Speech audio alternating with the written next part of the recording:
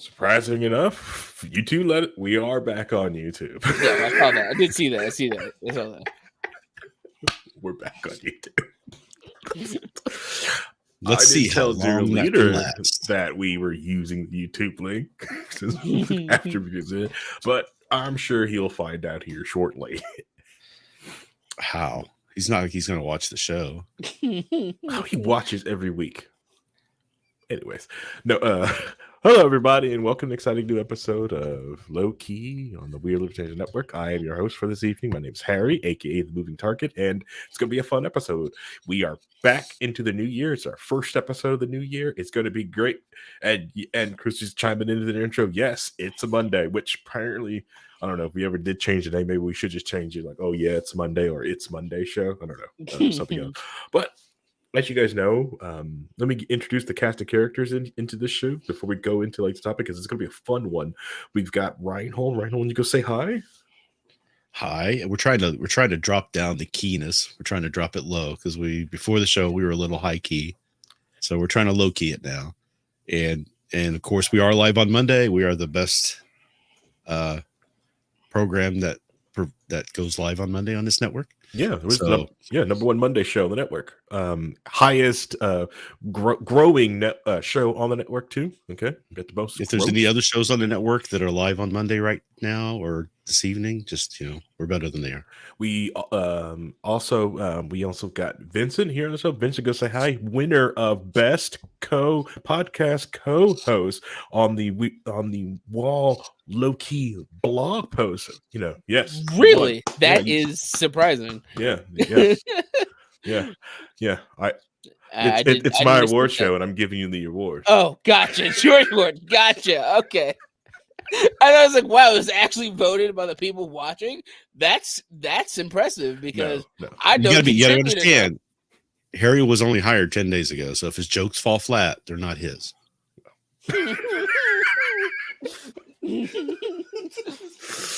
Oh my god! Like, whose stand-up did you watch before this, Harry? So I know what jokes you're coming to. That is a meme I stole from online because of the Sony gave themselves the award for best game for Spider-Man. Yeah, I saw that. Good. People should vote for Vincent. Apparently, King Lion of Flux voted for Vincent. That's good. All right. Everyone should vote for Vincent. That's that's the only reason we're doing culture-y stuff. Because I'm here. Yeah, imagine what we'd be talking about if Vincent wasn't here. This would not be called Low Key anymore. This would be called Scorched Earth Podcast. Scorched Earth or something, or like Harry develops a Monday night drinking problem. Okay. Try not to drink through the week. Weekdays, I try not to drink. I try to be completely sober for Monday. I don't know what you're talking about. Right. Okay. He's a professional, everyone. But anyway, so tonight's topic, as you guys may know, because we're coming in the new year, I wanted to talk about some of the things we've got in store for the future of this podcast. Some things that I want to do. Some things I'm going to bring up to the co-hosts, which, like, some people may have heard me say on other shows. So we're going to talk about that. The other thing we're going to talk about is a big thing that everyone is talking about. Like, apparently, I couldn't have gone. I went everywhere I went after this episode. The Shannon Sharpe Katt Williams episode dropped. Everyone was talking about it, and I just thought, like, okay, maybe it's just my little bubble. Maybe it's just the Black community. Nope. Nope. I was on television competing with yoga. They were talking about it there too. These little white people talking about it. Everybody's talking about it. So we're going to get into that. So, and they're going to explain it to me because I don't know what's going on.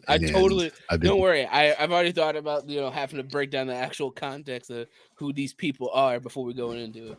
So I spent the last week just arguing about 14th Amendment stuff. So I'm out of the loop. Is that the amendment about alcohol? No, it should cause people to start drinking.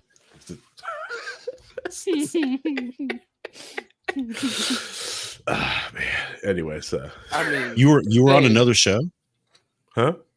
You were on another show without us. Yeah, I went on to the Boss Hog of Liberty. I saw that all the hosts of We Are Libertarians were on there.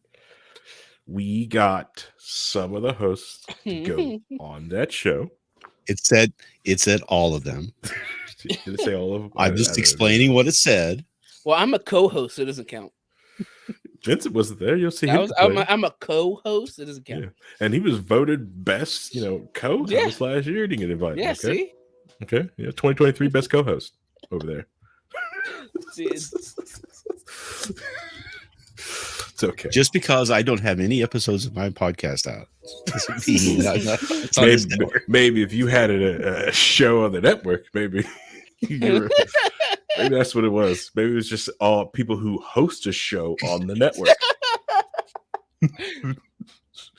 Like Dakota? Yeah, it's his work. It's his show. He's on. It's like if I brought them all, because I can't bring them all on this show. Timing constraints. Anyways, I was on the Boss Hog of Liberty. We got to talk about. They got stuck on sports. Boring. Anyways, but it was fun to get a lot of us in the same building together because a lot of us really haven't been together since I want to say like the middle of COVID and stuff. The picnic thing, or the picnic thing. Yeah. But like right now, it's really hard because like I'm the Boss Hog Liberty Jeremiah. Just for some reason he can't stay in one city longer than like a week, so it's kind of hard to like do like big stuff like we used to do. But that, and we've all grown up and just moved on to do different things. But and then I was also on what is it? Just KJ Things Twitch stream, friend of the show. It's where we go and we don't talk politics, we just talk video games. Great time, fun time over there. So I'm on there on Tuesday nights. We do Stardew Valley. Great time. Also stream on my private channel for that one.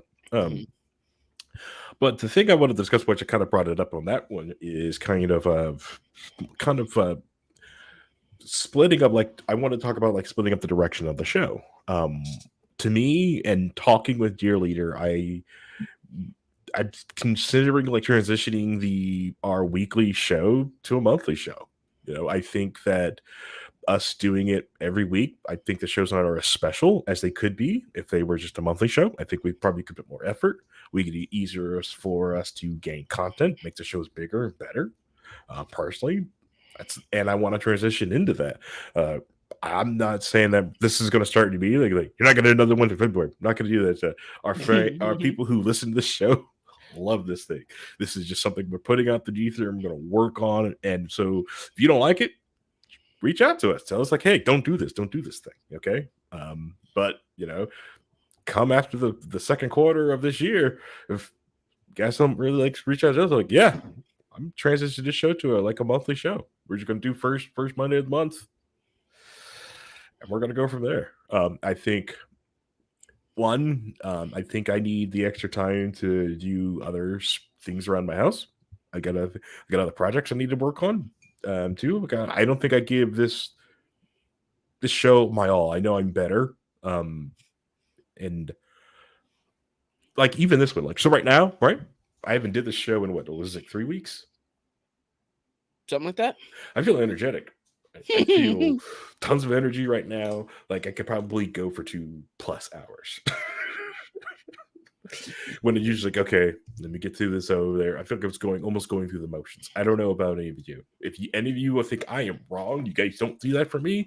Hey, going back listening to the episode, looking at someone else, that's what I saw for myself. Please, Forge, talk freely. If you think I'm insane, think I'm stupid. And instead of going like full like once a month, I think that unless we are increasing the length of the episodes, I doubt it.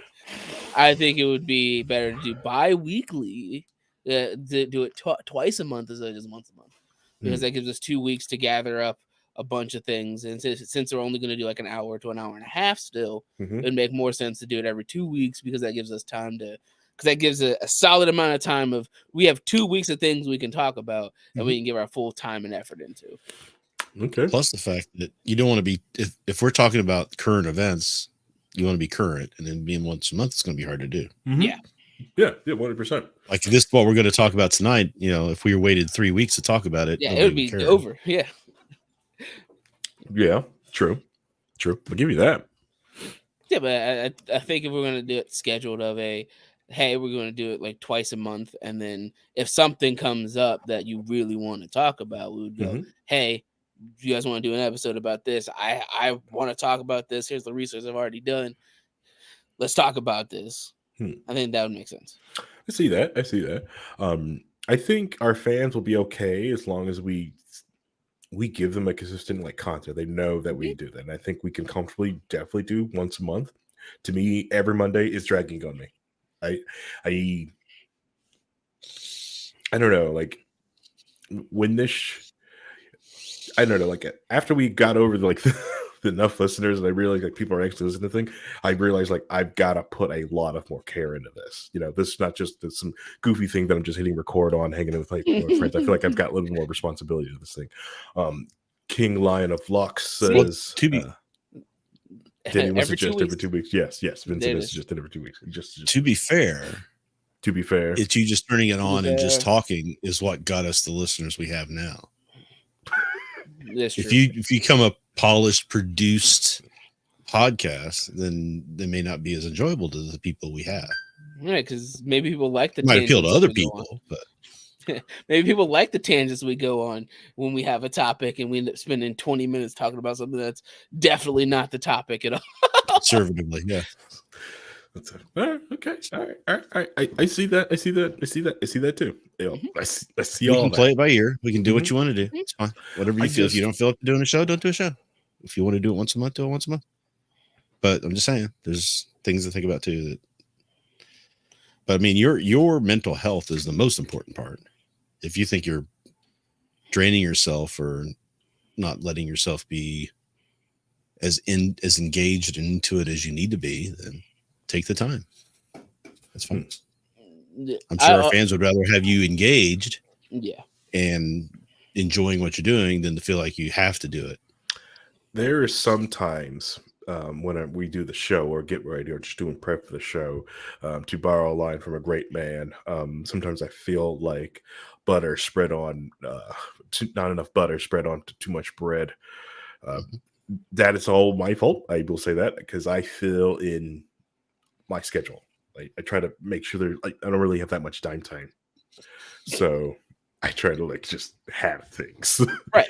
And I also realize that's a detriment to some people around me because they try to plan hey, you're really free. No, that's not free. Something has to move to adjust, and some people are uncomfortable. Well, can you of asking me hey, oh no, I can cancel this. And they're what? You just canceled something. Yeah, I do this all the time. It's not it's.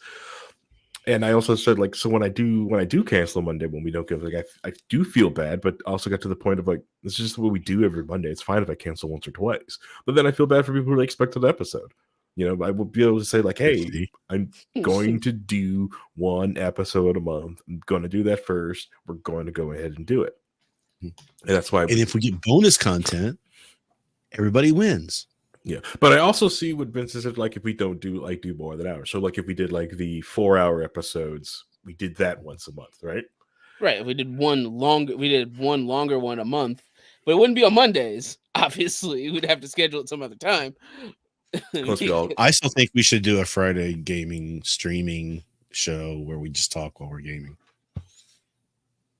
I think people would like to watch that because not only would they be watching gaming content and we can be joking and laughing about that, but we'd also be talking about other topics too. Instead of just one or the other. Yeah, I like to drink though. And yeah. What's wrong with that? Harry does just kind of say shit when he starts to drink. I'm gonna tell you right now, I think you would feel a lot better if you would take up yoga. As Indiana's yoga champion. I'm hurt that you said that. Another award he gave himself. Whoa. No, he didn't give himself. I didn't give that. But he won by default. But it's just the only man that competed in my age category or men period. So I'm the yoga champion. I may have the lowest points in the whole league, but I am still the male. In my country, we call that we take those. I know I'm lower than all three of the women that competed from Indiana. That's why I can't say Indiana's yoga champion. Indiana's men's champion. Let's see. Let's go. Just don't actually feel bad, but then dinner will get in the way of that. Yes, yeah, because we do usually dinner on Friday, so I have to eat and be back by at least 8 or something like that. And then I did earn that title. Thanks, Sculpture. The other thing with it is, because Vince will tell you that I have said some things That's an understatement. when I have been drinking, especially when we're playing Paladins. I've said some fortunate things sometimes. I'm not saying that. Let's just say he had some. Those can be edited for podcast. Choice insults for about delivery. About people who are Patriots fans.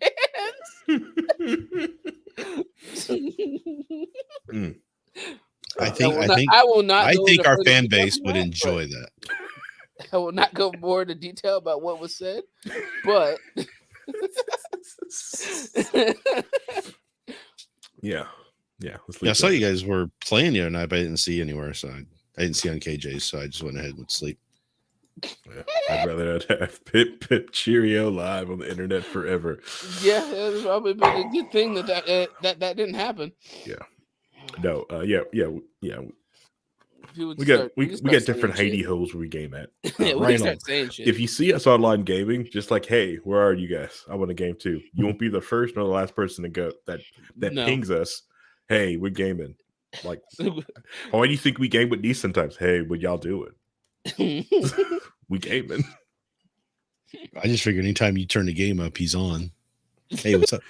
He only plays Paladins when he's banned from playing. Overwatch. He's only plays Paladins when he's banned from Overwatch. Yeah, no, like even like over the weekend, somebody pinged Harry while we were watching anime, and it's like, hey, he wants to watch it too. So that we made it, so we pulled him in to watch with us. We could get 4 people to play through Baldur's Gate 3. That would be fun. We could, or 5-on-5 of Paladins. It is insane that we have that many people that we could at this point. He can't get banned from Overwatch because Overwatch isn't a thing. He's getting banned from Overwatch 2. Oh, sorry, you're right. Fact check. I got fact check live. Yeah, Overwatch doesn't exist anymore. Actually, that is my new favorite game show, by the way. Actually, that's one of my favorites. Okay. Yeah, I mean, he does just say stuff too. I mean, Salty Paul is always entertaining to watch when we play Paladins. Hey, I mean, it's been a while since I played with you. Yeah, fact check. You're right. Overwatch doesn't exist anymore. Overwatch 2. Hey, I have to say, I do have several edits under my belt for Wikipedia, and I'm actually known in the community a little bit because this is a good story. A few years ago, so there was a hoax that somebody had died. And I was going in and protecting the Wikipedia page because people kept making the edit to say that he had died. No, he hasn't. You know, there's no proof of that yet. Let's wait. And one of the upper mods on Wikipedia had said something like, "Hey, you're Ryan Hold from We Are Libertarians. It's great to have somebody on here that knows what they're talking about," or something like that. It was a nice thing that they said, but they recognized me from the show, and I was like, okay, there's the one guy. I found him. Great. I have my one fan. You have more than one fan. I actually met one fan in person, where like at a convention. Christy said, "Hey, this guy's really a big fan of yours," and introduced me to him. And I could, and you hear these stories about famous people and how fans meet them. You can tell that they are excited, but they don't know what to say, and it's really awkward. I was like, "Oh, that's what this is like." Because he was really nice, and he's just wanting to kind of talk to me, but he really didn't know what to say. And he just kind of like smiling and nervous, and kind of, this is really cool. Like, I don't know what to say. This is what that's like. This is the other side. This is weird. This is what I was doing when I went up to John Kassir about 10 years ago and met him and talked to him for about 30 minutes at a convention. It was cool because John really loved the fact that I knew who he was before the Crypt Keeper. Like I used to watch him on a show called Video 2000 when he was hosting. He's like, "Oh, let me tell you stories about that show," because nobody ever asked him about that. He was telling me about how the co-host on that show was the daughter of John Gotti or something, and it was all a way to funnel money from the mob. It's just the best stories ever. God, and so I had a good time talking to him. The 80s. You'll never get those back. Yeah. But yeah. It was All like right. 82. Yeah. Yeah. So, Yeah, no, I think if we're going to reduce the amount of episodes, I think twice a month would make sense. I'm a no lifer, so Mondays or whatever. I'm an extreme lifer. Okay. like my scheduled interactions with people outside of work are Mondays and Tuesdays and Fridays and maybe Saturdays, but never Sundays. Never Sundays at all. My life is basically I'm sitting here anyway, so just give me a call. I'm Hey, sitting here in front of my computer, the camera's sitting here, the microphone. I'm ready to go anytime. Just somebody give me a call. I once Chris doesn't call no more. I don't get invited on BHOL. I don't get nobody calls me. So just make sure you give me a call. Are you wanting to drive out to the Boss Hog studio? Oh, I would have. Yeah, I would have if it was Supposed to invite you. Right. This All right, is next where I in would have line, drove next- to next if I got an time- invite. Next, because they want to come on our show. They want us to come on theirs. So I'm not gonna get Vincent on a Fucking- not Friday night. Once I give him the drop, We could have dot Liberty and go, Chill you want me in- to drive where? Nah. we could have Liberty Chill Well, there, it right? depends on how far away it is. The one place I do want to go up for Liberty Chill one day is drive up to this weird place called Fort Wayne. They do a nice Liberty and Chill once a month. I feel like driving up there and doing it one time. Break in and say, "Hey, you stole our name." I wasn't going to I'm not going to tell him. I'm just going to show up one day and just sit there and stare. How dare you? Maybe we should. Oh, man, yeah. Do we have a lawyer we could pick up? Send him a cease and desist. I know a great lawyer. His name is Seth Richardson. Mm. He's my personal lawyer. Mm-hmm. He writes all my stuff. Thanks. But no. Yeah. All right. He's a little see-through. I said it's a transition, so maybe when we get to quarter two, we'll do the dual a month thing. And if I think it's too much, go from dual to one. We'll just waterfall totally it makes down sense. if need be. Or Totally just makes sense. Yeah.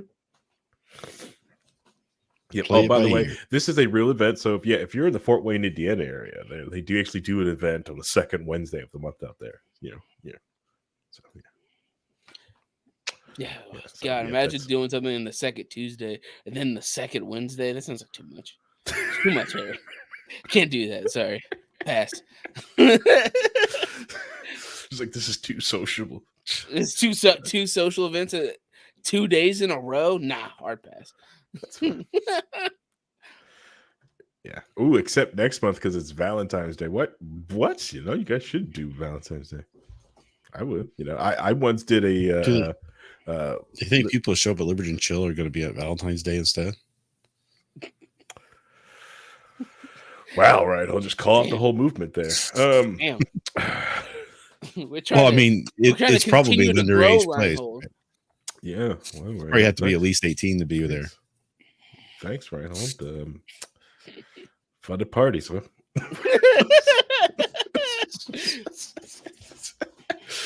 Anyways. Reinhold over here giving Pac-Man facts like Scott Pilgrim and shit. Well, actually, Did you know he was? apparently you can beat Tetris. That's what we found out this week too. Yeah, Yep. Reinhold was on the destroyed. NES in particular. Yep. Reinhold was destroyed by a 13-year-old kid. He's been trying at that record for decades. I don't think I ever owned a Reinhold Super paid. NES. Reinhold. I never paid owned a for Super that. NES. I was an arcade boy. Reinhold I would paid. jump straight to computers. Reinhold paid for that news reporter that basically told the kid to go touch Jeez. grass. I know. Reinhold Why don't paid you for go that. outside? Oh man, that was hilarious. You go outside. She's getting so slammed. She's She said it as a joke, to be fair. Okay, it was a funny joke. A boomer joke, but still a joke. A boomer in an insulting one, especially to a kid. Go touch some grass. No, He, that he joke does is funny. spend 3 hours a day playing. So to be fair, it's a lot of time. I mean, he is 13. What else he got to do? I saw it as a joke. Maybe I'm more I know. generous to some people. I saw it as a joke. Like, good job. Touch some fucking grass. Or maybe because I just see all these people who need to touch some effing grass and need someone to go touch some grass. Oh, thanks. Thanks for the follow. Thanks. It's working. But no, yeah, that's just how I am. All right, so do we want to talk about? You guys want to switch the conference? You guys go into discussion we can. Because I think we've got it planned down. What we're going to do. What the plan is. We'll set a full date and let people know exactly when we start. So the official plan is we're gonna figure it out. No. What? Scalja, I'm gonna need you to get rid of that bot, please. Scalgy. Has he gotten it? Has he got it? I don't know, but I'm gonna need to get rid of that bot, please. Let me go. But while we do that, we're gonna transition to this Katt Williams interview. So, Ronald, do you know who? I'm assuming you know who Shannon Sharpe is at the very least, correct? I know who Shannon Sharpe is, but you don't know who Katt Williams is very much, right? It wasn't he the guy that played in Greatest American Hero? Oh, that's William Katt. Sorry, Katt Williams. Yes, I know who Katt Williams is. He's a comedian. Yeah. So for people who don't know, Shannon Sharpe used to be is a Hall of Fame tight end who played for the Denver Broncos and the Baltimore Ravens. After his playing career was done, he went into sports media, where he got a name doing one of those hot take shows with Undisputed with Skip Bayless, where a lot of it was him making fun of Skip Bayless for being a Cowboys fan. He did some play-by-play and some the Sunday morning shows before that, that sort of thing. Yeah, but that's what really took him off, and that's what a lot of people have known him for because of all of his antics.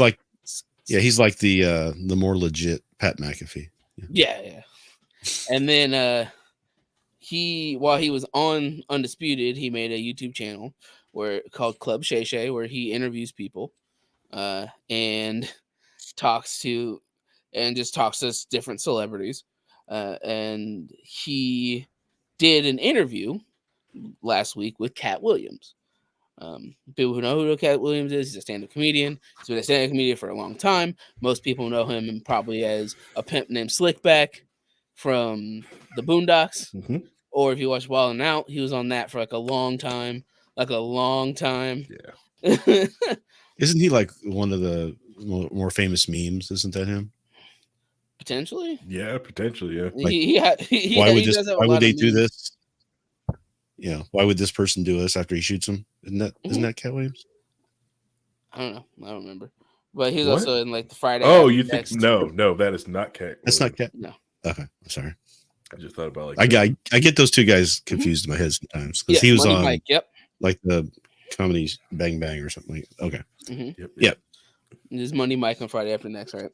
So he went on this interview on Club Shay Shay, which as of checking before we went live, it was at 35 million views. The whole almost 3 hour video is at 35 million views, which is Shannon Sharpe's biggest interview he's done. The closest thing he got was maybe 10. But we brought Katt Williams on. The first 30 minutes is basically Katt Williams going, you interviewed all these people on your podcast and they were lying to your face and they were putting my name in their mouth. So I'm going to clear the record straight.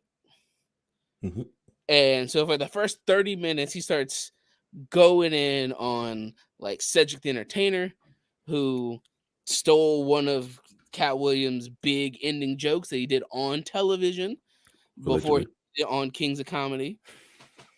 Oh no, there's side-by-side evidence that people have receipts. There's side-by-side evidence, and Cedric, and there's also other evidence of people found that Cedric copied jokes from like TV shows from 1989, like Designing Women. There's a joke that he stole like verbatim from that show. He went off on Steve Harvey, who also stole jokes from him. I was talking about how the Steve Harvey show was basically keeping up with Mr. Cooper, yeah. He basically stole the entire Keeping Up with Mr. Cooper show. It's the exact same premise. It's the exact different. same premise. It's different. Instead of him being a basketball player, he's a musician. But they're still both the principal with a distinct tie, and it's the same person. It's the same show. It's different.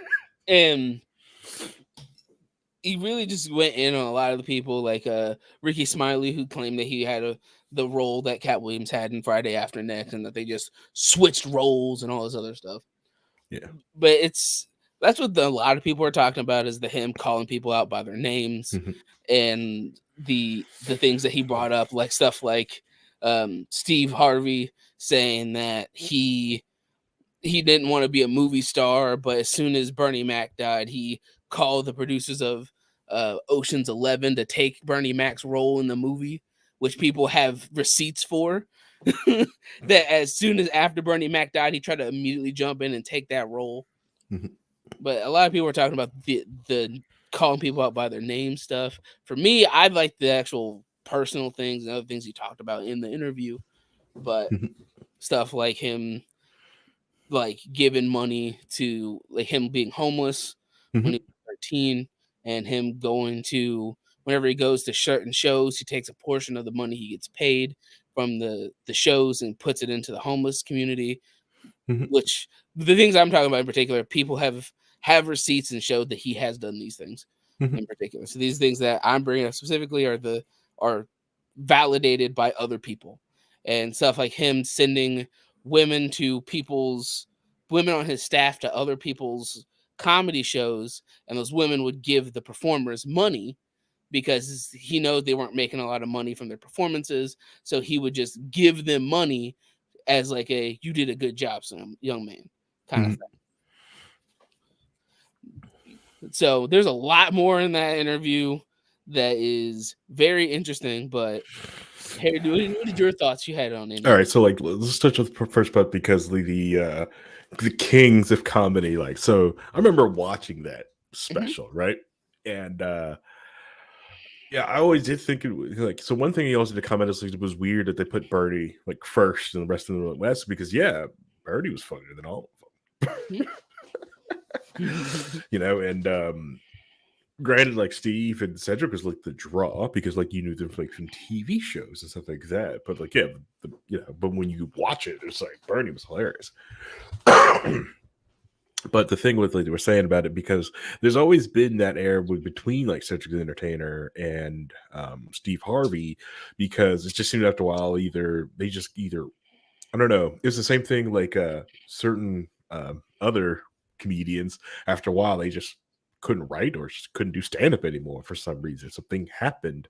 Dennis Leary. Here's the problem. Dennis Leary, Bill Hicks died, so Dennis Leary didn't have any material steal. Yeah. Yeah. Man, the Dennis Leary Bill Hicks one, I remember watching that. I was like, what are you talking about? Dennis Leary. Oh no. And the thing was, Bill Hicks was so much funnier than Dennis Leary. So much funnier. 10 times funnier. But still sad about that. And then Ricky Smiley thing, the regular Ricky Smiley. I've never thought Ricky Smiley was funny. That man is corny. Listen to this man on the radio. That's a corny man. The him Katt Williams said he put in his contract that if he ever works with Ricky Smiley, he has to wear a dress in the next movie. And the next movie they did, Ricky Smiley was in a dress. I was like, yeah, damn. Like, fuck, bro. But he also touched on that whole thing that's been in the zeitgeist a lot, that people talk about, that why do black men usually have to wear dresses in movies for no reason? Yeah, that a lot of black men get put in dresses and then for no reason. Yeah, I don't understand Well, I mean, that whole frustration, like the focusing on about that in the black community. Look what they're doing. I'm like, a lot of comedians they put on dresses. It's something in our comedy for some reason. Sorry, Ryan, you was trying to say something. I didn't mean to cut you off. well, I was just gonna say when you have Medea making billions and billions of dollars, right?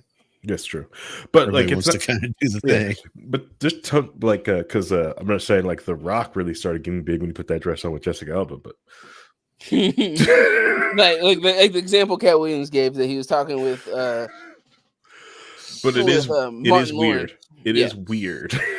Yeah, he was But talking with Martin Lawrence, and that he said he was going to do the next movie with Martin Lawrence. And when he met up with him, Martin Lawrence goes, "We're going to do Big Mama's House too." And Yeah. Katt Williams is like, "Why are you still in a dress? You already did the movie where you were in a dress. Can't we just be like dog catchers now? Why do we got to be women?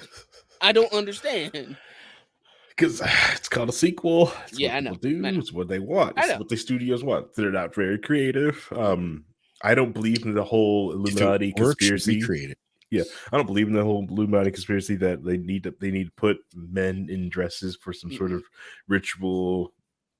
Yeah, thing. that's exaggeration. Yeah. I don't buy into that one. I mean, there's a whole thing with Bob Hope and or not Bob Hope. It was Jack Benny and Bob Hope or whatever wearing dresses and some USO thing, and it's just like they used to do it all the time. Right. Yeah, it was just one aspect of comedy they could throw out there and get a cheap laugh. It's just what you do. Right. And there's what about this whole thing like this gets you to this position. What about the people who put dresses on that never got anything? Never got it. Yeah, I mean, let's be careful because we're running afoul of previous topic on the network from an hour ago. So, but all I'm saying is, if you're gonna give me $200 million, all I have to do is that. I'm sorry, I got limits. Prancing around right now. Take my $200 million. Let me go to Bloomingdale's. If no one's touching me, no one's gonna touch me. Let's go. I don't care. Sometimes a man wants to feel pretty. $200 million. $200 million. I'll be pretty for $200 million. But I think the bigger issue is that the joke is that they're in a dress and not that they're playing a character that works with this. Right. It's like the Monty Python people did dresses. It didn't matter. But they play characters. I think there's a lot of aspects in this whole thing too. Is that some people say, okay, be in a dress because it's funny on a level of being homophobic, as opposed to when Monty Python did it was because they played all the characters, and that's what they did. Exactly. They would do that for that bit, but it wasn't because it was funny to see men in dresses, right? So there's a different take on why you're doing it, right? I mean, it's just like a lot of people say you can't do certain things, but then you have Robert Downey Jr. doing in Tropic Thunder, and it's okay because of the way it's done and who you're making fun of. Right. That's what the key is. I keep hearing every time I see people doing like reactions to Tropic Thunder or Blazing Saddles, and I keep hearing, well, you could never make that movie now. Yes, you could. You can make that movie now if you do it right. If it's done in the right way, it's fine. But you can't use it in a way that's trying to be funny at the expense of somebody else or some other group of people, as it were. So. There's actually something very interesting that he said in that, because Shannon asked him a question about, cancel culture and it being a different time and like stuff. Some of the jokes that like Eddie Murphy and Richard Pryor did, they couldn't be done now because it's a different time, whatever. And Katt Williams goes, that doesn't matter. They can't say that now. They would have made a different joke. They're just good comedians. It doesn't matter.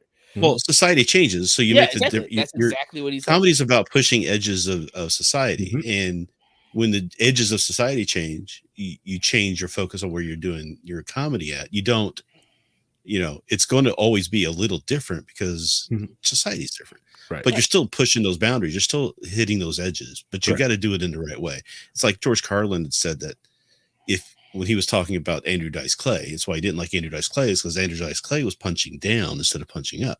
You punch up to authority. You punch up to people who deserve to be made fun of, not people who don't. Yeah. Right. Yeah, And that's where you have to find the line at. Right. Yeah. Basically, what he said in the interview was that like there are things that we said, and then the words and things change, and you got to change with it.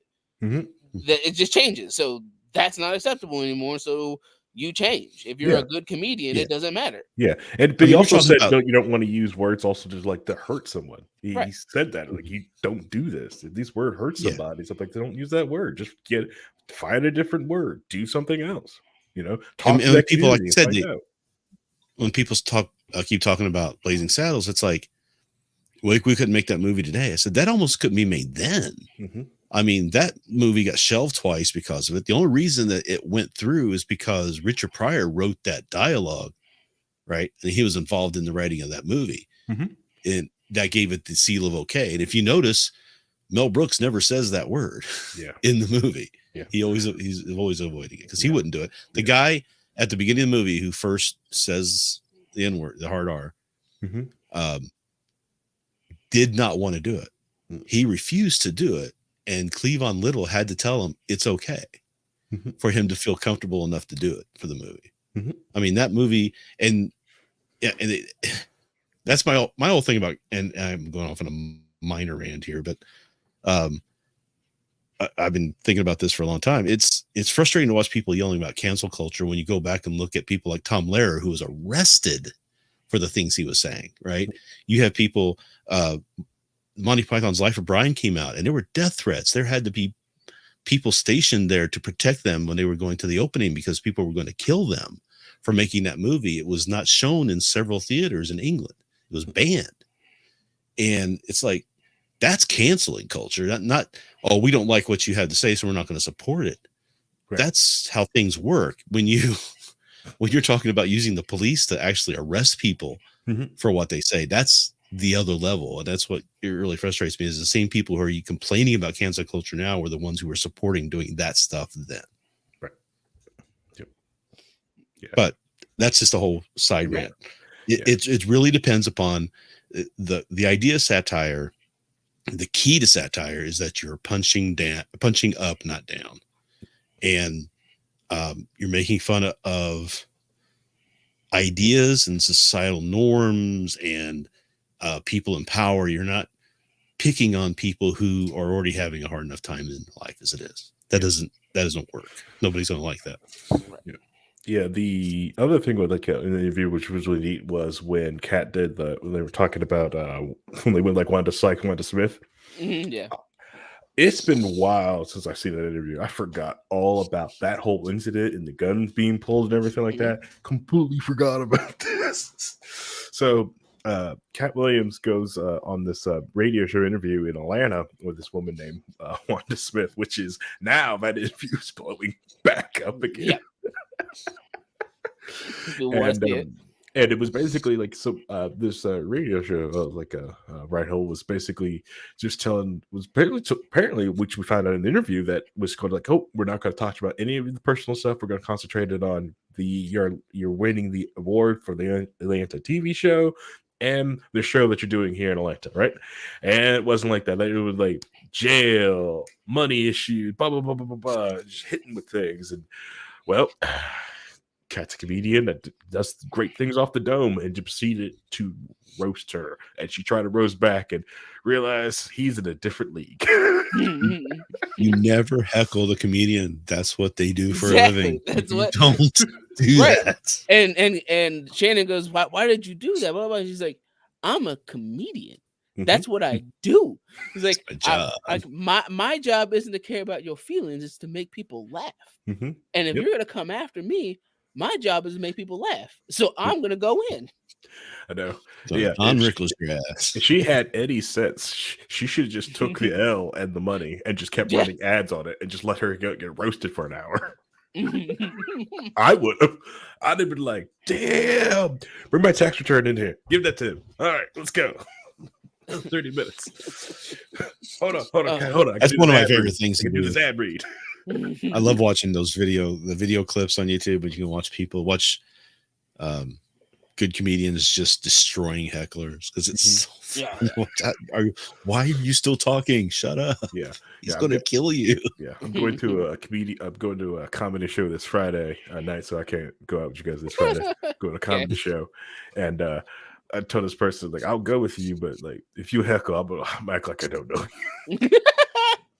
Like, bro, I'm out, not touching that. And bro. what's funny is that a lot of comedians these days are making their bones by doing crowd work in their show now and putting that on you, because I had a friend of mine who was a comedian, and he always would get upset when he would go on radio shows, including one that we know very well, and they would want him to do his act on the show, and he's like, no, I'm not going to do my act on the show. You come see me, you'll see the act. So now to get around it, what they're doing is they're doing crowd work and then putting clips of that on TikTok and getting the attention. And that's how Matt Rife got so big, because his crowd work was actually really well done. Jeff Arcuri is one of my favorites at that. Watching his crowd work is awesome. He's never mean about it. He's always very upbeat and happy and joking around and self-deferential. So he's one of my favorites at all that. But that's what they're doing now in order to. So you end up getting comedians doing a lot more crowd work than they used to do for that purpose, because they know they can put that up there and get views and free advertisement for it. So by the way, there's a lot more. There's a lot more chances for getting heckles in that, because you're talking to the crowd more, you're interacting with them more. You'll get people throwing stuff back, but my favorite ones are the ones that play along with it. Like Jeff was after somebody the other day and was saying something about her name. Some woman's name was Margaret or something like that. And he was like, oh, so you drive a bus? And they asked her what she did. And she goes, I'm a bus driver. And it's like, and then she said, no, I'm not really. And he's like, I love the fact that you just went with it and was okay with the joke and turned right into the joke. And we had a good time for it. That's the kind of stuff that they like to see. But no, don't try to fire back at those guys, because they will. Just come at you. What were you gonna say, Harry? No, I'm just gonna say that. I just said the comedian that I'm gonna go see is Bo Johnson on Friday. It's fine. Okay. But no, Who's open? Is there an opener? There is an opener, and I can't remember his name. I'm sorry. But there's a lot of stuff that he touches on in that interview. He talks about how him being homeless affected his perspective on people.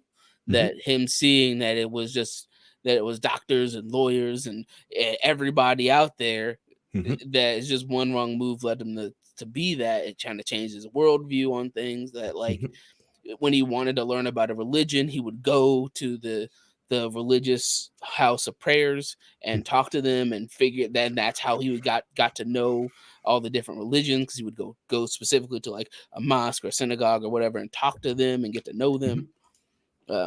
There's a lot of stuff about he has 10 kids. 9 of them are foster kids, which is because he wanted to give back to people that need it.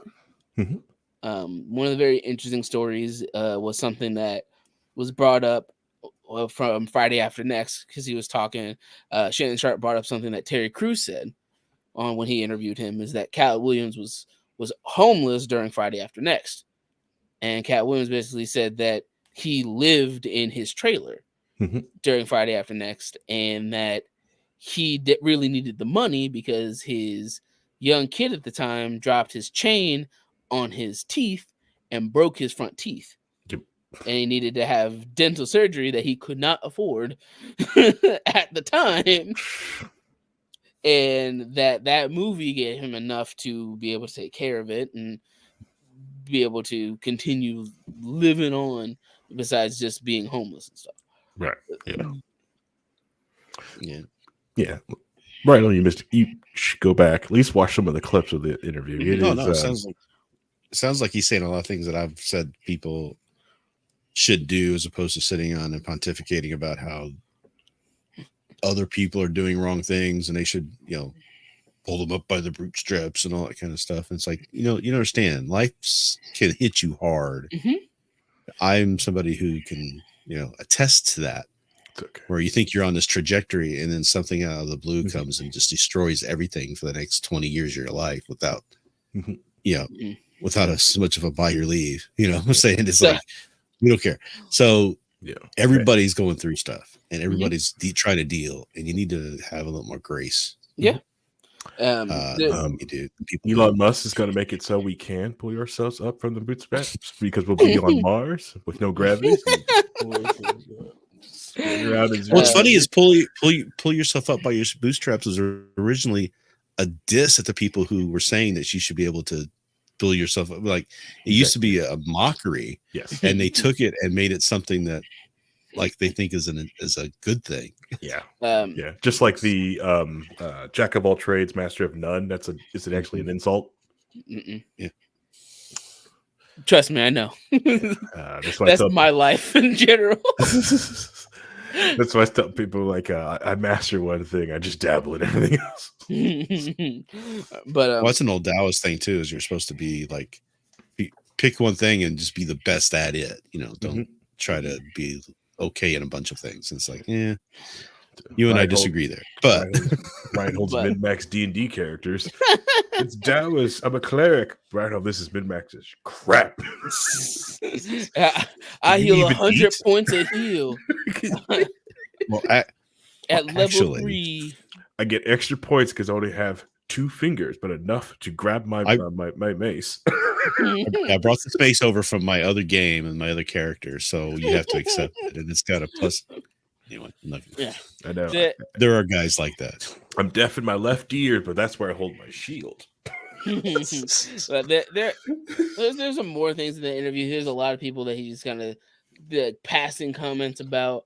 One of the things that was said that a lot of people are misinterpreting, that I feel like they're following what he was talking about. He was talking about Jonathan Majors, right? And he was talking about how it's weird how society and like the entertainment business went out of their way to basically push him as a very handsome man when those traits are usually traits that were degraded and a lot of people didn't think were attractive for a long time because of how he looks. That a lot of entertainment just kind of really pushed him to be like this thing that a lot of people usually said wasn't conventionally attractive. And he made a lot of jokes about that. He's like he looks like my dad. How do you think my dad's attractive and stuff like that? And then he talked about how like he got removed from Marvel, and he's like, you can't get on the bad side of Marvel. Marvel will make it so you can't even read a comic book, let alone be in a movie. Can we also just appreciate that Marvel waited up until conviction before getting rid of him? I thought that was not the allegation. I want to give a shout out to Disney with that. I have a small thing about that though. I mean, so you can say they did what's different? Oh. No, what's different between what he did and what what's his name? I just had it on the tip of my tongue. I can't think of it. Johnny Depp. Yeah, Johnny Depp. What Johnny Depp did? They didn't wait for the thing. What's the court? United States court. No, he used to beat her up at the house. I mean, it was yeah. That whole trial thing was like, oh yeah, he got exonerated. He got exonerated for what she sued him for. Yeah. But it was established pretty definitely that he used to beat the crap out of her. They both used to beat the crap out of each other. They're both right. But what I'm saying is that why is he back in movies and everybody's loving him now when, you know, Depp fans will love Depp fans, Heard fans will like Heard fans. That's just kind of how it. What about Majors fans? Why isn't he? I mean, I think he was. It just happened. The only Heard fan, only Majors fan I am is. I thought he was great in Creed. I think he was trash in all the other Marvel movies. He does not make me want to watch. I thought he was excellent, but Creed as Kang. I thought he was superb as Kang. If his character in Creed was in Marvel, I'd watch that. But since it's not, I'm good. But, seriously, I don't know. Everybody's talking about you can just. Because it's a variant, you could always just replace him with someone else. I'm like, I'm sorry, I don't know if anybody else has the chops to pull off what he was doing with Kang. I thought that was very well done, what he was doing. Yeah, but it was more. They're just gonna bring in the Rock. They're just gonna bring the Rock in. Yeah, probably. I mean, honestly, probably that is something that they would do. And you say that as a joke, that's something they would do. Either that or Kevin Hart. I know. I'm probably gonna. Kevin, there's you know probably- they're gonna bring in Kevin Hart instead. You know it's I gonna be know. Kevin Hart as God. Kevin. But Kevin Hart is as Doctor Doom, but have The Rock as the Doom bots. but That's my Doom bot. It's an exact clone. That's the clone. But there's a lot of things he put out there. There's some choice quotes that he said Mhm. that he said. Shannon asked about Cedric the Entertainer. He said that Cedric isn't funny. He's like, so you think Cedric? I was like, no, the world thinks Cedric the Entertainer isn't funny. He has 4 stand-up specials. And you can't watch it on Netflix or Tubi. Like there are nowhere to be seen. The only buddy that thinks he's good is himself, right? Right. And one of the best quotes is that you have an unnatural allegiance to losers, and that's not like you. And it's such a good quote. It's a good quote. Just to put on people and stuff like as a winner, you can't let losers rewrite history to be winners. Because they were taking his jokes and doing stuff and saying things that weren't true. How, Steve Harvey said that he had too many things going on to do stand-up anymore. But another proven thing is that he did do a stand-up battle against Katt Williams and lost and stopped doing stand-up comedy. That has also been proven. Yep. That's just one other thing. There are some things that I think he messed up on. I would like to issue a fact check. He called Daniel Radcliffe a hobbit. Clearly Elijah Wood. You don't know your Lord of the Rings, Cat. That's true. Yeah, he did say that. That's the whole meme that people keep getting Elijah Wood and Daniel Radcliffe mixed up. It's the funniest thing. Just because that's Daniel Radcliffe's always signing Elijah Wood's signature on stuff. The whole reason we brought that up is that how people just play themselves in roles, and when he purposely divorces himself from the character before he goes into the role of the character. He doesn't just want to play himself.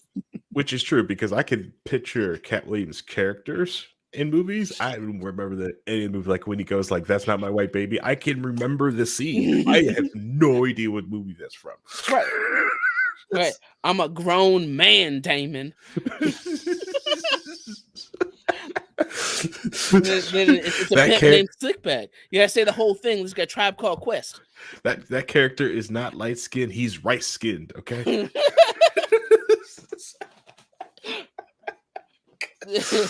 Oh man. But like there's also a lot of positive things we talked about. I also dislike when he was talking about going into strip clubs and looking down on the women that work there, thinking they're either like on drugs, they have issues or addicts or habits. Do some women there like, yeah, but not all of them. Most of them are about their cast. They're all all of them are small businesses on stage they're dancing, and a lot of them are about their cash. They have accountants. They've all got accounting machines. So I get that. I also get what, but the point that he was making was that because he purposely hires a lot of women in his staff, he would go in, find a woman he would like, and immediately hire her, and she wouldn't be in the strip club anymore. Right. Yeah. But that was like not the whole thing he was talking about. That's what he was trying to establish. Yeah. But that's one that's probably not either didn't want to be in the first place or not making much money doing that. Right. So that's the one you get, because some of them you can make plenty of money working, especially with club they're at. Well, I mean, I've known a few, and there's different reasons for doing them. But one of them I talked to she was just like, I'm going to college, and this is the only way I can pay for it. It's the only time it gives me the time of the day I could do it. Gives me the money to pay for it without having to take out loans and take care of my daughter at the same time, because she can be asleep at it was the perfect time for her to do the job, and she wasn't opposed to doing it. That's the other thing too. She didn't have it wasn't like she was murdering people sickened by doing it. she ain't she murdering was enjoying people. it. Nah, right. She ain't murdering people. That's why I tell people, like, I can't believe doing that. It's not murder. It's not. Right. Rather than murder But people. just so everybody knows, no, the stripper doesn't want to go home with you. Oh yeah, Exactly. yeah. If you think she is in No. you or likes you or wants to go home with you, you need to leave. Yeah, stop. Just stop. You're getting your wallet cleaned. Yeah, you're getting cleaned out. So this podcast dropped, and there's a lot of criticism that got thrown at the podcast at both Shannon Sharpe and Katt Williams, because a lot of people missed the whole part of him going, God damn it, Paul, I fucking hate you. It's a spy family reference. But because Katt Williams prefaced it by saying that he's going after people who said bad and negative about him, he was going back at them. A lot of people saying, like, why are you doing this to other black comedians? This is uncool. Shannon, you should have cut him off. Why are you doing like this is uncalled for? A comedian should be together, working together, to both whatever. There's a lot of that criticism that came out. Katt even addressed some of it in the interview where he's talking about, there are not like 90% of the people he's working with are opponents. Like he asked Shannon that when he was a Denver Bronco, was he friends with the Cowboys on the other side? No. Then that's how he feels about a lot of comedians, that they're technically competition. The people who are complaining about saying that the comedians should stick together, those weren't other comedians, were there? Because no other comedian thinks that way. Not that I know. I mean, the comedians are for themselves. And they're always ripping on other people who think they are better than, or jealous of, or whatever. I mean, there's so much rivalry in the stand-up comedian circuit. Right. It's unreal. If you listen to him talk, like I said, I had a friend of mine who was a comedian. I used to go out with him when he was in show. I would always goes out with the other comedians too. I'd go and hang out with them. I would hear them talking. They are not like kumbaya. Right. Organization, which is glad, because I'm way too nice to be a stand-up comedian. I would have got up on stage, try to be nice to everyone, failed. The next thing I know, I'll be on some like right-wing podcast. To be fair though, I mean they will help each other out. Right. They will definitely do that, and they will. Older comedians will take younger ones under the wing and train them and mentor them, and there's that stuff that goes on. But at the end of the day, if you do something wrong, nobody's going to protect you in the comedy field. And if you're stealing jokes, you are going to be you could be ostracized out of that. I mean, look how fast look at what happened to Carlos Mencia. I mean, that took a while. You can't keep it took a while before it became super public. It was always known in the comedian circles, though.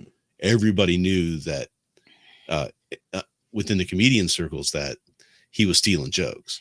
It just took a while before they admitted it publicly that it got the press that it got.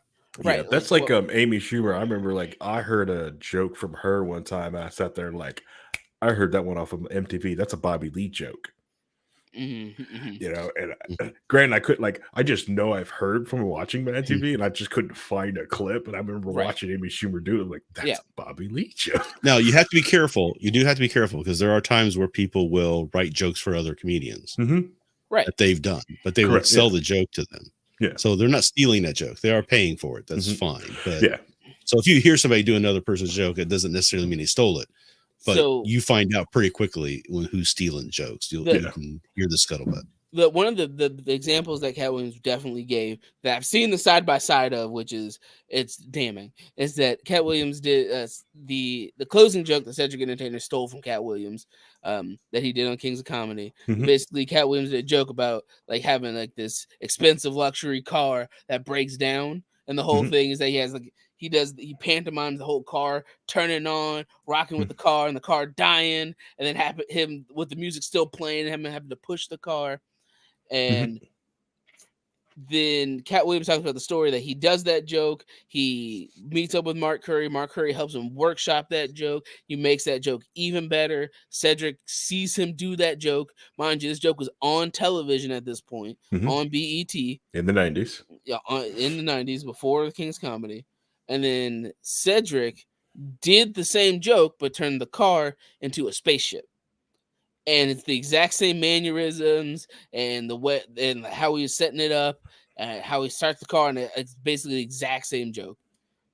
And Katt Williams talked about how Cedric came to him, apologized, they talked about it, and they were good. And then when he did the interview with Shannon Sharpe, said that he didn't steal the joke. Said, "Oh, I didn't steal it. That's nonsense. That's not. That's a misunderstanding.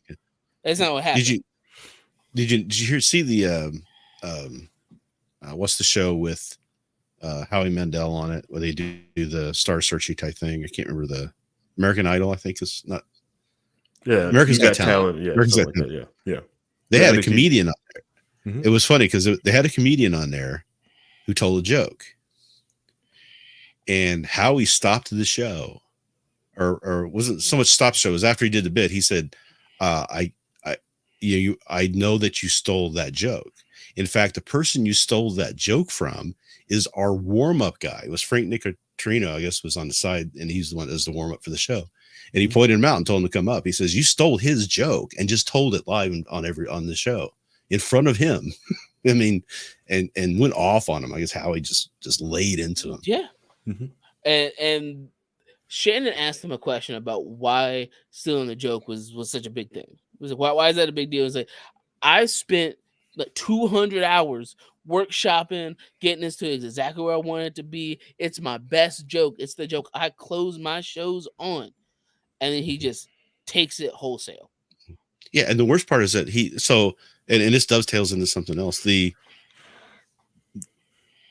Now that somebody else who's maybe a little bit bigger has done the joke, he can't tell the joke now because he will be accused of stealing the other person's joke.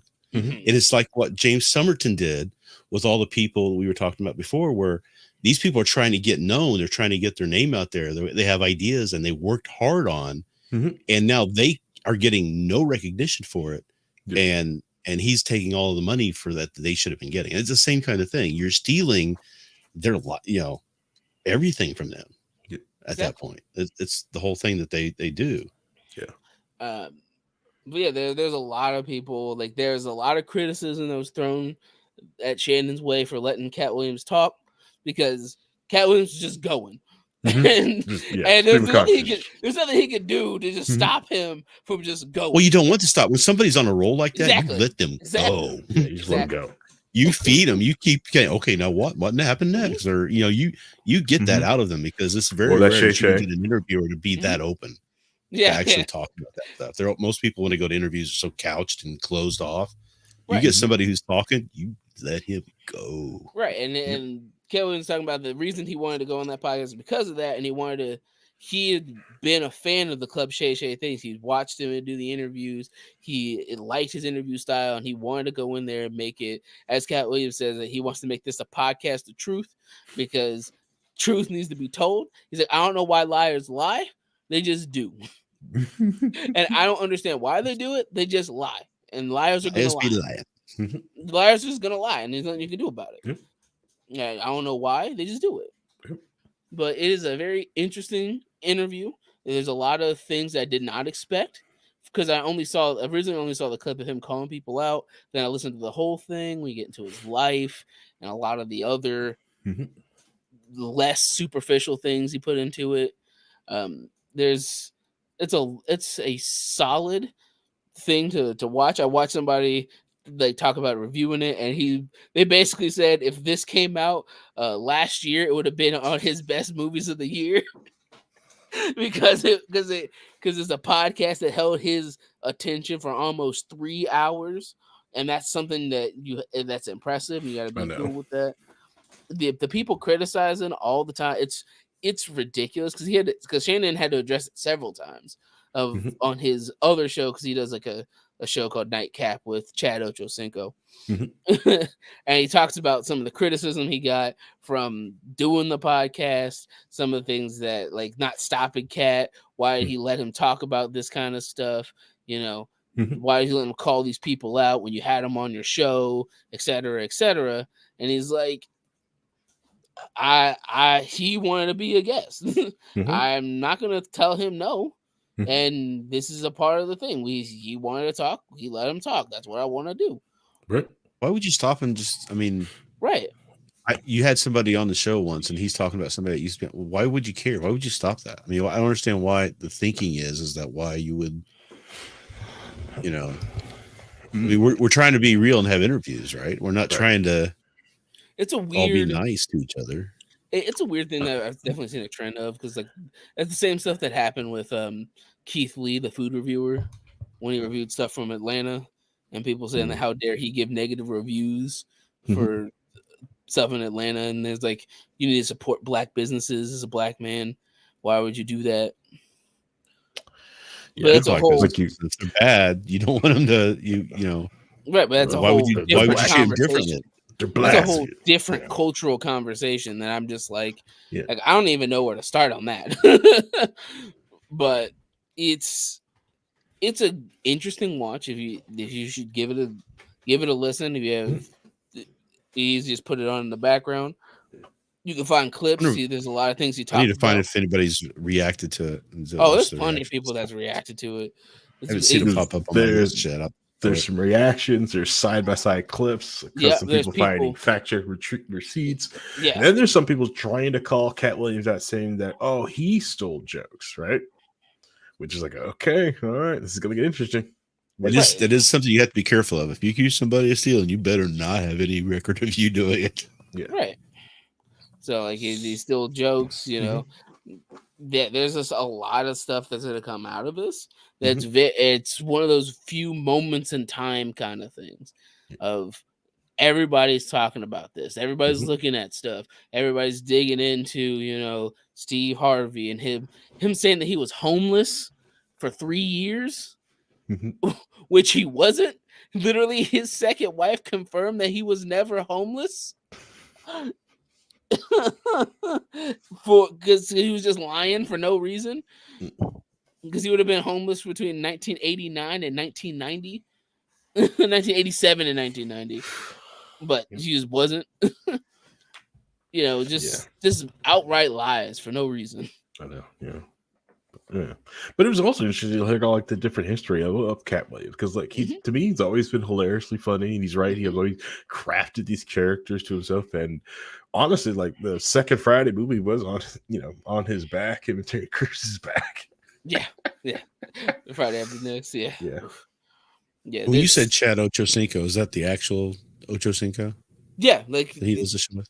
Yeah, Shannon in the wide receiver. How many Ochocinco's do you know? Hey, I can see people trying to steal and glom onto that name. I see people do that with other names all the time. It is Shannon Sharpe, the tight end, and Chad Ochocinco, the wide receiver for the Bengals.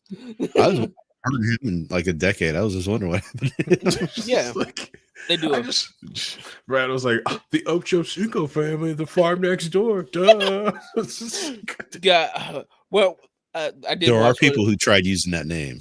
Let me tell you. Brad was gonna. Is that your last name? Is it Reinhold Ochocinco? Chad did have a great joke because Shannon was talking about all the views that he got, and his interview with Chad got like 6 million. And Chad goes, "Thank you guys. Like I was behind on my child support. Now I'm caught up. Thank you. I appreciate it. Thank you. I appreciate it. Got me out of the rears. 2024. All right, guys. Black man supporting black man. Dave Foley needs to do that. Get himself out. Hashtag in the rears. Please donate. That should be the news. That's what we were talking. That's the one thing I got knocked out of my head. We were talking about being able to tell jokes and stuff like that. Dana Gould has a great thing a bit in one of his stand-up specials where he's talking about, you can't joke about this, you can't joke about that. He says, well, let's prove that. I'll make I'll make 3 jokes, one about rape, one about 9/11, one about, and it was like 3 things, and he made the jokes, and they were hilarious jokes, and they weren't offensive, but they were about, it was like, you got to know how to do it. That's what I'm saying. That, and he proved that very well in that bit. Right. Before this episode gets too long of the truth, look at you guys over here trying to push the barrier. Look at you. See, I was ready to talk about this. We're going to talk about it. I'm like, let's go. Do we have like 2 minutes to talk about one other thing? What is it, right home? Did you see the Summerton apology? video? The one the now deleted Summerton apology video. No, He came back and made an apology video Oh, God. and deleted it within 2 hours. He immediately decided to play Started towards emotion. He's It like, started I off just came out of the hospital and I was self-harm. having a mental break and it's really hard, guys. I'm sorry. It's bad. I still want to make movies, and I want you guys to trust you guys me. And bullied this man for leaving and us. then he still kept blaming other people, and he was trying to throw the other writer. He tried throwing him under the bus a little bit. He was trying everything except take responsibility, and people just destroyed him for it. And within 2 hours, he had it deleted again. He had deleted it, and then he posted like a text apology about deleting his apology. It was bad. It was like something off The Boys. I'm sorry. It's like we may never hear from him again. I don't know. It was like off of South Park with BP. Wow. We're sorry. We're sorry. I know it's one of those like, dude, just go under for a few years. Don't stop talking about it. Go away. Look. He's such a narcissist. I don't know if he can. That's why I'm saying he might be back another week. You can bounce back. Phil DeFranco bounce back. Okay. Yeah. And not only he bounced back, he also openly admits that, I used to be cringe as fuck. Mm-hmm. You can bounce back. His reward is getting people ripping him on his wedding photos now, though. So that's the only bad thing about that. But. I mean, but still, I'd rather that than him being ripped about being cringy and terrible before, and him openly admitting that he used to be. So yeah. Like I said, I will respect him as long as he doesn't ever take that content down. It stays up there, forever. Yeah, it's like and he admits that he did it. Oh yeah. But and thank you, YT Watchdog, calling him out. YT Watchdog, wherever you are, YouTube needs you again. Come back. YouTube needs YT Watchdog again. Yeah, because we'll have H Bomber. He's out there. Don't worry, guys. Anyways, got to get my Crypto Zoo refund. It's fine. God dang, the Crypto Zoo. Gotta promise not to sue me. You guys promise to sue me, and I'm not gonna refund any of the tokens that I said they're needed for the game. I know, right? That I told you to keep buying because I said the game's gonna exist. Oh, new Steam recommendation just dropped. There's an Alex. I saw Jones. I didn't look at it. I saw that it was there. That show's not that show's not recommended. That game's not recommended by Loki. That is it's got 400 it's got 400 positive reviews. Nope. We recommend Slay the Princess. I recommend Class of 09 and hey, house parties out there. Get that. Trust me, Reinhold. House of 09 is worse than that. Class of 09 is worse than that. Anyways, this episode's getting way longer. So we're getting squirrely. All right, let's end this sucker. All right, we're ending this thing. I'm landing this plane with the whole plane attached. The whole plane attached. I just realized I had a bad plane joke on the worst day. Oh man. Good job, Harry. Now we're gonna get kicked off of YouTube again. I apologize. Get kicked off of YouTube again. Anyways, sorry. I am so sorry. I feel bad. I'm a bad guy. Thank you for listening to this episode of Low Key on the Wheel of Trade Network. You could have been listening to anything else in the world, but you decided to listen to this, and I thank you. This podcast is recorded live, 9 p.m. Eastern Standard Time, live on Mondays. We're on twitch.com. It's not twitch.com, twitch.tv, so it's We Are Libertarians with letter R, and youtube.com. We Are Libertarians, also on the Facebook page. Come hang out with us. I thank you to all 300 plus of you now. If you're at 302 who download the podcast, I appreciate you. Absolutely. So I wish some of you guys would come hang out live, but hey, download the podcast. You're listening to you want. Thank you. I hope you guys are getting some of the bits because, like I said, this is mostly a live show. But thank you. So we'll be back next Monday. I had a topic, but like Brian Hold has a small snippet on his 2024 contract that we have to like work out to get to be able to do next week's show. Oh, we may have to switch it out. I don't know yet. Dang contracts. Good boy. I know, and it's okay. It's okay. We, and possibly we may have to get Escalja on the episode, but he's going to be in the dress contracts. Anyways, thank you, everybody. If you guys want to say goodbye, bye. Bye, guys.